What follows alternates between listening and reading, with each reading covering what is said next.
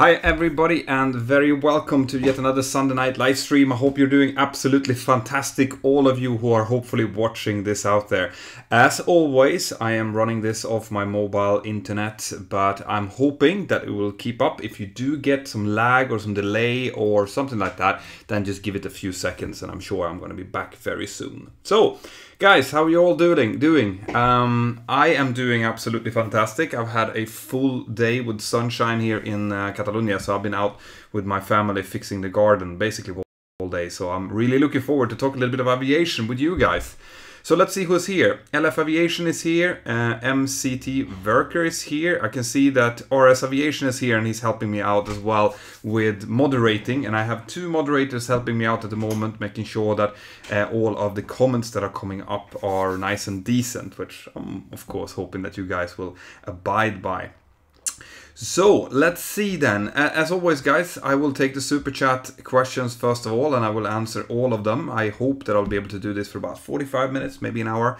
And then on top of that, I will take questions from the Mentour Aviation app that I'm hoping that all of you guys have downloaded by now. If not, naughty. Get it now, all right? It's absolutely free, and I want as many of you as possible in there to make sure that the discussions are vibrant, that you can discuss flight schools and stuff like that. So just go and download it. You have the links here in the description of the video. You just click it, download it, and and as well, if you have downloaded it and you like it, can you please go in and give it a nice review on the App Store? That's also really highly appreciated. So, we have our first joining here in the super chat. It's from Edustrel. Thank you very much. Hi Mentor, some airlines still use old Boeings because these aircraft can have a gravel kit fitted, allowing them to land on gravel. What is this kit? Gravel kit. I'm going to be 100% honest and say that I don't know exactly what it technically what it entails. I do know that in order to land on gravel you should preferably have high mounted engines. So for example an old DC-9 or an MD-80 could do that because they wouldn't be sucking in any of the gravel into the engines. That would be the problem of a 737. I would guess that there is special tires as well. But apart from that, I'm not sure exactly what the gravel kit includes. However, I do also know that it's fairly rare to land with jet aircraft, as in big jetliners on gravel runways now. Smaller ones, private ones, yet, but the bigger ones, not so much. But I'm going to try to look it up for you if I can. So send me a message later on via the Mentour Aviation app, and I'll see what I can find out. But I'm guessing that you can Google this as well as I can. So that's what I know anyway about it. Cool. So let's see if there's any more questions here coming up in the normal chat. I'll go into the Mentour Aviation app first of all. So Mentor, this is awesome. I have my first airline interview assessment in a few weeks. Could you give me some tips, please? Yeah, when it comes to airlines assessments, I've actually done a video on how to prepare for that specifically. There is probably tons of information that you can find out about that particular interview, what kind of questions that you can expect and things like that. Do research it, but don't rely too heavily on what's written there. Just use it as kind of a guide to give you an idea of what you can expect. Otherwise, make sure you get there well rested, that you've had some food before, and also think about the kind of colleague that you want to be. All right. It is very likely that the people who are there to assess you, they will of course assess your knowledge level to see what you know, if you've picked up the stuff from flight school, things like that. But on top of that, they will also want to see someone who can maintain eye contact, someone who can answer honestly and straight on the questions, and someone that, make them feel good. So fire away a smile and things. But check out the video I did about how to ace an airline interview. Use that as guidance, and I'm wishing you the best of luck. I really hope to see you up here together with me somewhere among the clouds soon, right? Cool. So Jake Schroeder on the super chat, what do you think of Boeing's middle of the market concept? Can you see it becoming popular with airlines that currently fly the 737? Middle of the market concept, I'm hoping that you're referring to their concept, basically the 787, the one that is in between the small single aisle aircraft and the major like 747 jets. I think that the 737 MAX and the 787 are absolutely fantastic ideas, as in when Boeing assessed the market, they foresaw this coming more than what Airbus did. Airbus, they kind of bet their money on the hub theory, that the airline market basically would be based out of a couple of international hubs, and because it's a lack of slots on those hubs, they would need bigger aircraft, hence the Airbus 380, and that would be the kind of, you know, the money cow for the long haul airlines. However, what we see right now is more of point to point, as in airlines are popping up that are using smaller airports, smaller regional airports, and actually doing long haul jumps from those. And that's something that Boeing, maybe out of luck, maybe out of skill, foresaw. Okay, and that's what the 787 and the 737 MAX actually is great for. It means that you can fly economically from smaller airports, maybe with a little bit of less passengers, but paying way less money for it, and flying, you know, maybe Manchester to New York or something, not necessarily have to go to London to fly to New York. And this is the big difference. So I think that the Boeing concept is an absolutely fantastic concept. I think that the MAX is going to make a huge impact. And I think that the 787, together to a certain extent as well with the Airbus 350, are going to be the market winners going forward. So, Oli, Watashi, if you had your own aircraft, what would you choose? If I had my own aircraft, well, I mean, I would probably go for, it depends a little bit on what you mean with with your own aircraft. And I see that we have a little bit of problem with the internet here. Just give me 1 second. Just stand by.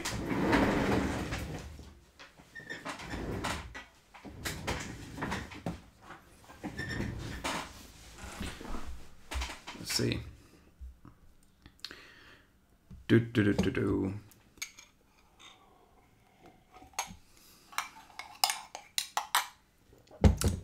Guys, can you see me? I think that we might have a just write yes if you can see or hear the stream at all, because it might be that the internet is kicking out here.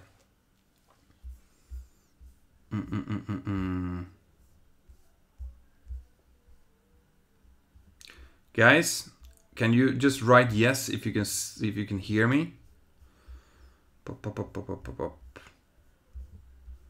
All right, cool. Right, so it looks like we have some internet problems tonight. I am very sorry about that, Gat, but I'll continue as long as this works. So on the answer to the question of what aircraft I would use if I could choose myself is I would probably like a little small but very fast private jet, something like the Gulfstream, the 550 or the 650 would be fantastic. I would love to be able to try to fly one of those. But I think that if that was my own aircraft, I would prefer to sit in the back rather than in the front of it.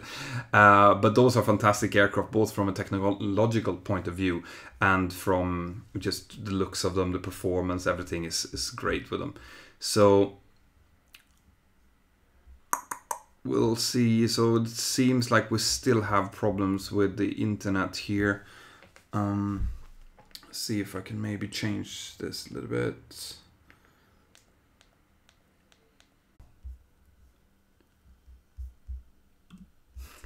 Right, guys, so we're not having the technology with us today, but I will see what I can do coming forward. Anyway, so that's it. I would like, if I could choose my own private jet, it would be something like that, like a very fast private jet of some sort. If I got to choose what to fly myself, like what aircraft I would love to fly, I would love to fly the 747 before it gets completely decommissioned and disappears into Africa. And you know, apart from that, the 787 or the Airbus 350 are probably some of the aircraft that I would love to get my hands off if I had the chance. What is the most challenging place you have ever approached or landed at? Also, have you ever landed at Leeds Bradford in the UK? Loved your channel. Well, thank you very much. I have landed in Leeds. Leeds, we refer to it as the hangar chip, as in it's like landing on an aircraft carrier. Leeds is not that bad actually to land at, but it can be very, very windy. And when it is, it tends to be very turbulent as well. So it causes a bit of problems. But the worst one that I've ever landed in is probably Toulon with the non-reciprocal circling. So that's in southern France. It doesn't look that bad when you look at it, but it is there's full of small aircraft around. It's a quite complicated non-reciprocal circling maneuver to get in there. ATC is not very good. So that I think, just from the top of my head, that's one of them. And then there is an airport that is just north of Rome, a small airport in between the mountains that is also very tricky to come into, and I can't remember the name of it now, but I've only been in there I think twice or 3 times in my career so far. So every type of video. Hi, how are you? What's up with the connection? Yeah, I don't know. Unfortunately, I have no input on the connection. The connection is depending on how many other people are sharing the connection in the same area. And I'm guessing that as the weather is getting better now, there's more and more tourists here and they're sharing the connection, which is why we keep having lag on this. I do apologize for it. If it continues to be a problem, then I will just discontinue and try another day. But for now, it looks like we have the stream up and running, so we'll keep going. So Captain 777, hi Petter, if possible make a video on RMP and RNAV approach procedures. How do you manage staying fresh while flying 3 to 4 sectors a day? All right, I've been thinking about making videos, instructional videos for different type of approach procedures, and I'm still choosing. I think I will probably upload them as instructional videos in the Mentour Aviation app, because most people are not interested, as in the general public are not that interested in watching exactly how we do procedures, how we fly procedures. But I will try. I will put something up as well on the channel and see how it goes, and I will do that as soon as I have long-term access to a flight simulator somewhere. So we'll see when that happens. How do you manage to stay fresh while flying 3 to 4 sectors a day? Yeah, it's not that bad actually. 3 to 4 sectors, providing that they're not very long, is still doable. You can keep yourself fresh for that amount of time. It takes, about 10-11 hours or so. Tomorrow, for example, I'm going to do a very long day. Tomorrow I am doing London Stansted first, and then back to Girona, and then up to Bristol, and then back to Girona again. So tomorrow is a long day, and I'm also doing it. I'm doing line training tomorrow. So the key is to stay focused, to relax when you have some time to relax, what you have up in the cruise, grab a cup of coffee, enjoy the view, and then focus on the next approach. And it sounds more than what it actually is. You are tired after 4 days, after 4 sectors, but you're not fatigued. There's a difference between being tired, which you are when you've been working hard, and fatigued, which is when you start making mistakes because you're just not in the game. And that doesn't tend to happen on a normal day with 4 sectors. Cool. So Adriano P. Passarelli, dear mentor, hope you're fantastic as always. Same to you. How much do you know about Embraer machines and how reputed their planes are among fellow pilots? Embraer have a good reputation. I haven't heard anything about it, but I'm not type rated, and I haven't seen much of the technical specifications of Embraer aircraft, but from people who have been flying them that I've been speaking to, they've always been very happy with it. I think that they have a good, smart philosophy in the way that they construct their aircraft. They're quite far ahead when it comes to the technical aspects and stuff. So Embraer aircraft have a good reputation, and I think that they are snatching a part of the market that Boeing and Airbus have kind of overlooked a little bit. This is the slightly smaller market, the ones below the 737. So from what I could see, the C series, for example, is supposed to be a fantastic aircraft. I'm looking forward to learn more about that. We have, if you go into the Mentour Aviation app, there is a video about the C series actually, and basically the little plane war and how they've been fighting Boeing for the last couple of years. So I'm kind of rooting for them because I like when the little guy has a chance. So Ryan Albavi, so you've tried to send in a question, I'm guessing, through the super chat. It did not come through for some reason, and in that case just go into the Mentour Aviation app or Facebook and send me a private message there and I will answer your question there. Okay. Antpet, hey Mentor, I was wondering what METAR are. METAR is the meteorological actual observation of the weather at an airport. So we normally get a METAR and a TAF, where the METAR is the weather that is at a specific time. So for example, at 1650 UTC, the wind is from this direction, we have this visibility, these clouds, this is the temperature, and this is the QNH, all right? So that would be a METAR. And then after that comes a TAF, which is a terminal area forecast. So then you get an actual forecast of what's going on. So the METAR is the actual weather at the time. TAF is the forecast, and you need both of those to be within limits when you're flying to a destination or when you're choosing an alternate when you're on the planning stage. So, have you ever landed at Newcastle up north? Yes, I have, and if I'm not mistaken, I'm gonna have to check it now, but I think I'm flying to Newcastle on the day after tomorrow, on Tuesday. I'm gonna fly to Newcastle and back. So, yeah. Newcastle, I do fly to. It's a beautiful airport to land to. I love it when the weather is good there, because Newcastle is kind of like it's like a, you know, those train railways which have loads of little mountains, and then you have a train, and then you have an airport and stuff. It kind of looks like that, and you're standing on the holding point there. There's a train just passing straight by the threshold. It's really cute. I love flying up there. It's also nice and very friendly. Cool, so those so far is the questions on the super chat. Let's see if I can take some actual questions from the normal chat as well here. How do you achieve a Boeing 787 type rating? Well, a 787 type rating is just like any other type rating. The only thing is that there might not be too many simulators around, so you might not be able to find them as easily as, for example, a 737 type rating. But what you need to do is you need to have your CPL multi-engine instrument rating and MCC course. That's like always, those things you have to have. You need to have a minimum of 100 hours of piloting command time, and then you need to basically be normally you're employed by someone who flies a 787. You could potentially do it yourself as well, but I would not recommend you to take a type rating on a 787 without having a job behind, because no one is going to employ you unless you have experience on the type. So you will be employed by an airline that has a 787, say Norwegian Air Shuttle, for example, and then you will be doing a technical course and a technical exam. Then you will be doing a simulator course, and at the end of the simulator course, you'll have a skill test. And when the skill test is done and you've passed that, you will have to go out and you do base training, where you need to do a minimum of 6 touch and go landings that are assessed by a type rating examiner and a line base training captain, which is a line training captain normally.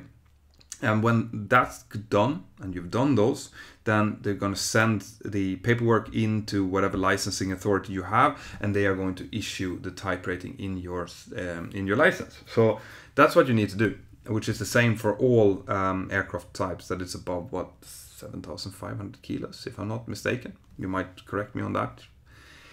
Let's see.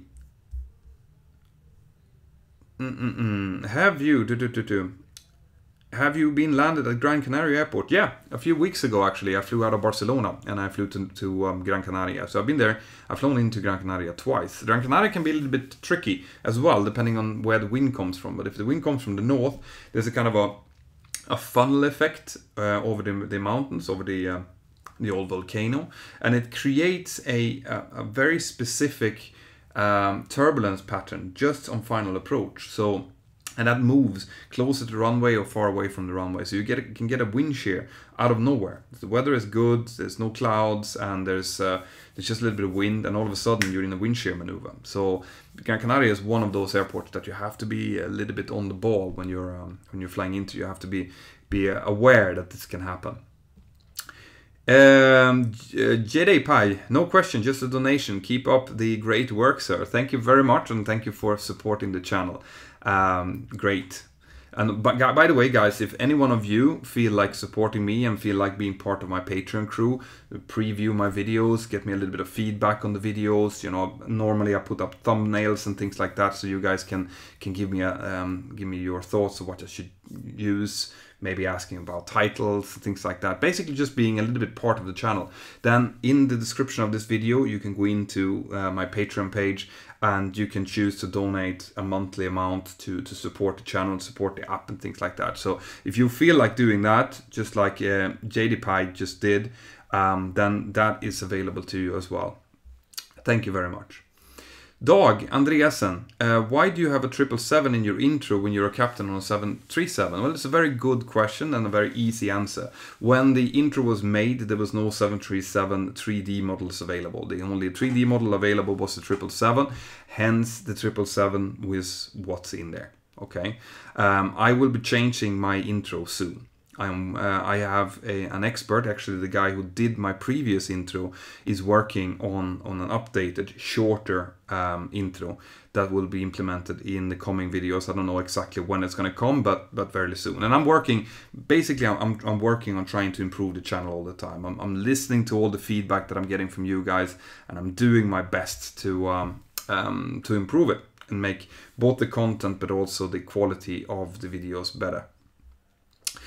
Have you ever landed at Newquay or Exeter, the two airports close to me? Actually, I have landed in Newquay back in the day, back in 2004 when I was based in London Stansted. I used to fly to Newquay. Now Newquay is it's a fun airport, all right? At least back then, I don't know how it is now, it was a military airport, so we had to switch over to meters when we flew in there. And we also, if I'm not mistaken, it's a huge runway, but tiny little taxiway. So we used to land, taxi off, and then we had to disembark the passengers on the taxiway, and the buses would come get the passengers and bring it to the terminal. And then you have to depart, and then you had to switch over from military to civilian and switch over from meters to feet. So that was, I remember flying into Newquay. It was quite good fun. It was, I mean, from London to Newquay was a flight of maybe 25 minutes, 20 minutes, if not that. It was really short, okay, which made it even more interesting.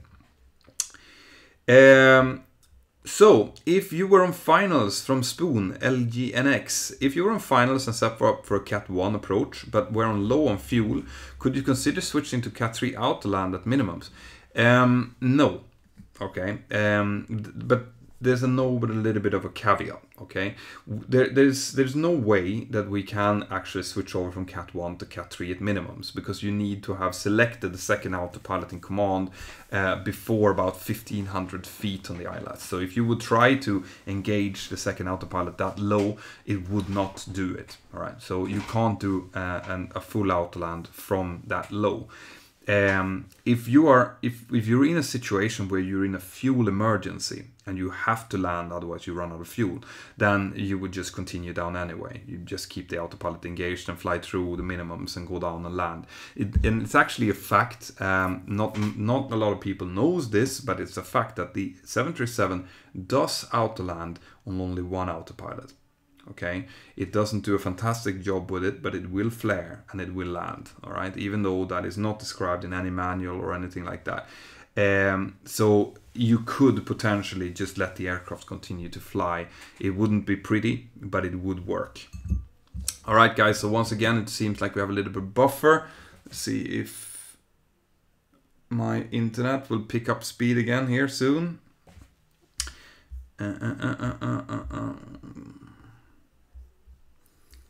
Alright guys, I know that it's lagging a little bit, so if you just stay tuned, we should have this up and running soon again. All right, guys, if you can hear me and if it's not lagging, just write yes so I can see that in the comment channel, in the comments here.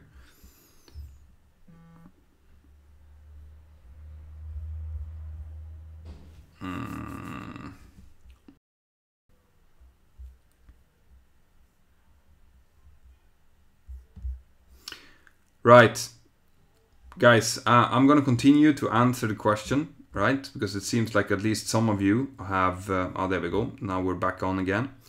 So, right, so we'll continue there now. Sorry about the lag, guys. It's the internet as always. Yeah, so you could continue with Cat 1 if you are in emergency, but only then, okay? But you cannot engage the second autopilot. Hi, so Wilfred Dake, thank you very much. Hi, Mentor. Have you ever tested a plane when it's out for its first time?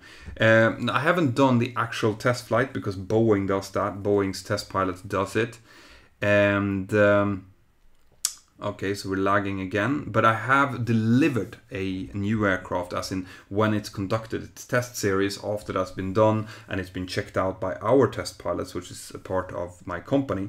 Then I have actually delivered the aircraft back from Seattle. So it was basically brand new. We've just gone through the testing cycle.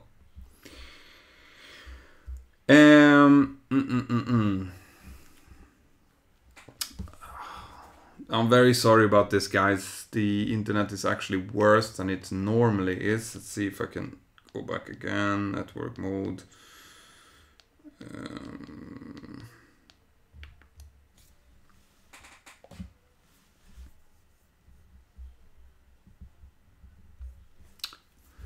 All right, guys. We might have to cut this live stream a bit short because it looks like internet it's not playing our game today. I will give it a few more minutes and see that it picks up again, but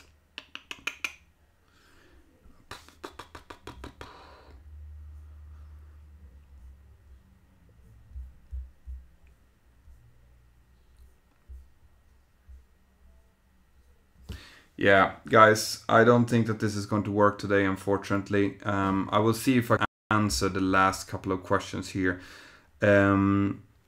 So, Mr. De Blocks Cam is going to flight school. Is going to start flight school very soon and advised. Yeah, try to get a hold of the theory package if you can.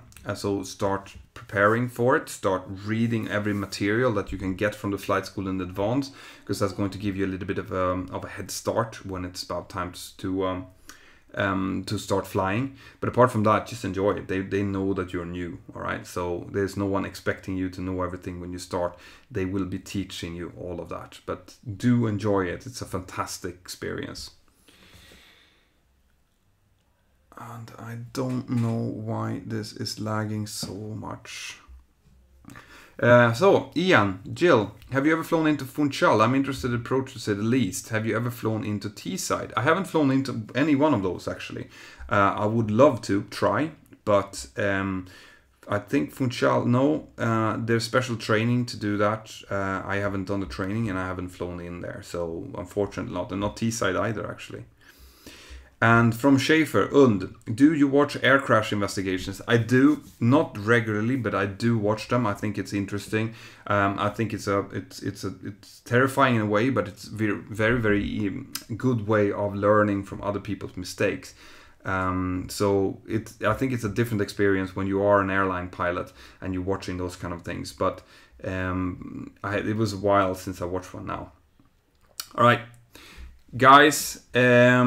Guys, I'm not going to be keeping you here when the internet is